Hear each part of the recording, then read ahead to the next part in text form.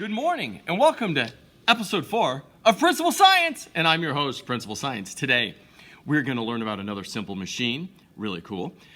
We are going to finish Iggy Peck, Architect, and I'm going to introduce you to a new scientist. So exciting. And I have a great, really fun scientific vocabulary word for us. So it's time for episode 4 of Principal Science. Did you know water can work against gravity, moving up narrow tubes in a process called capillary action? I had no idea, and I really never thought about this, but if you think about it, that's how water moves up a tree. It starts in the ground, the roots get the water, and move it up the plant. So water in plants moves up, and that is called capillary action. And I did not know, or did not realize, water can work against gravity. That's a very interesting did you know. On this day in 1895, a spectrogram made by American astronomer James Keeler proved that the rings of Saturn were not solid, but were indeed composed of meteoric particles. That's very interesting. Way back in 1895, this was figured out. 125 years ago. Man, that James Keeler is something else. All right, on this day in science in 1895. Our scientist of the day is Galileo. Galileo is known as the father of modern science. Galileo discovered the first moons ever known to orbit another planet, and that the Milky Way is made of stars. He rationalized how objects are affected by gravity, stated the principle of inertia, and proposed the first theory of relativity. Our scientist of the day is the father of science, Galileo. The scientific word of the day is gradient. This is the rate that something such as elevation, concentration, or temperature changes over a distance or time. So in our color gradient, you can see it going from blues to light blue, to darker blue, to violet, to purple, and it changes, and that is a gradient of color. Now, we also learned about an inclined plane, and an inclined plane has a gradient as it changes in elevation from high to low or low to high, and bees use a gradient in scent so that they can, as the scent gets stronger, they know they are getting there, so are closer to the flowers. So if the smell is weaker and gets stronger, they know they're getting closer because the gradient of scent changes over time and distance. All right, our scientific word of the day is gradient. It is a rather dynamic word. Iggy Peck, Architect, continued. As you might guess, it would cause Iggy stress to hear such terrible talk, but he didn't hear. He sat in the rear while building a castle of chalk. Now, if you remember, Iggy Peck's teacher said there will be no building or no architecture. That's kind of sad. You, Iggy Peck, your desk is a wreck. Tear down that castle right now. You will not build in here. Is that perfectly clear? Do you need to see Principal How?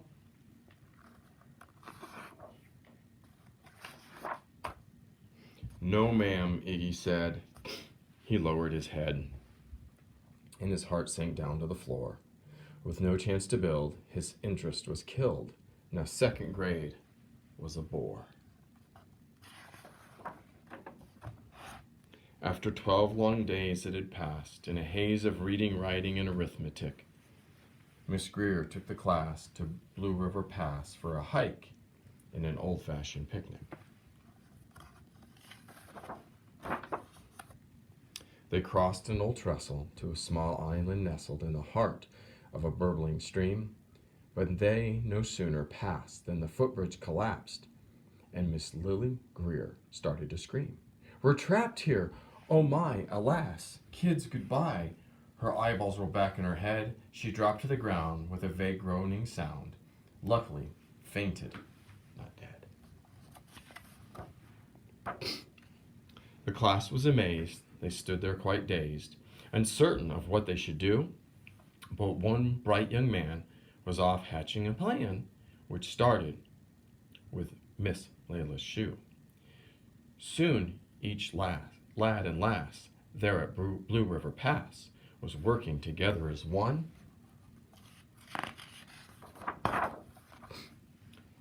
And when she came to, Miss Lila Greer knew that something quite brave had been done. She looked in the air and saw hanging there a structure with cables and braces, and on the far side, brimming with pride, were 17 smiling young faces. Boots, tree roots and string, fruit roll-ups and things, some which one should not mention, were stretched ridge to ridge in a glorious bridge dangling from shoestring suspension. It all became clear to Miss Lila Greer as she crossed that bridge over the stream. There were worse things to do when you're in grade 2 than to spending your time building a dream. Now every week at Blue River Creek Elementary and 2nd grade, all the school kids can hear, along with Miss Greer, how the world's greatest buildings were made. The weekly guest speaker in t-shirt and sneakers talks of buildings from Rome to Quebec. Of course, he's the guy who builds towers from pie with brilliant young man, Iggy Peck. Faced with a problem, comes up with a solution, like any great engineer. All right, it's time for our science principle and a new simple machine. Okay, so this one's really cool. So they're everywhere, and you might not even realize it. And remember, a simple machine is something that makes doing work easier. By using a simple machine, you reduce the amount of effort required to do the job. Okay, so today's simple machine is a screw. Okay?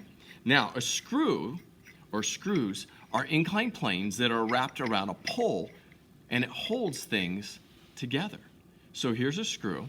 There's an inclined plane. It's hard to kind of see, but if you really look closely, if you have a screw, you can look and you can see that it goes up or down depending on which way you're looking at it. And it's used to hold things together, usually with a nut.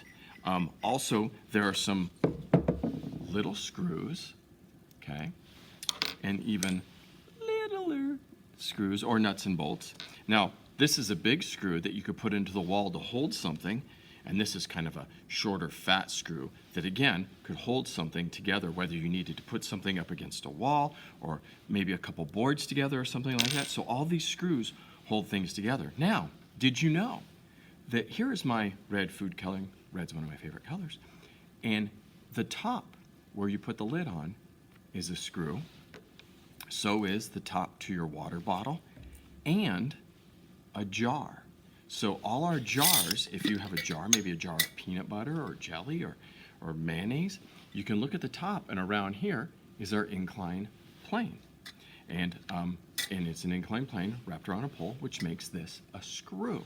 So we have a screw on our jar, on our water bottle, on our little bottle of food coloring, a great big screw that came off a great big machine out at the mine. They let me have that. I got some little nuts and bolts that have inclined planes and some screws.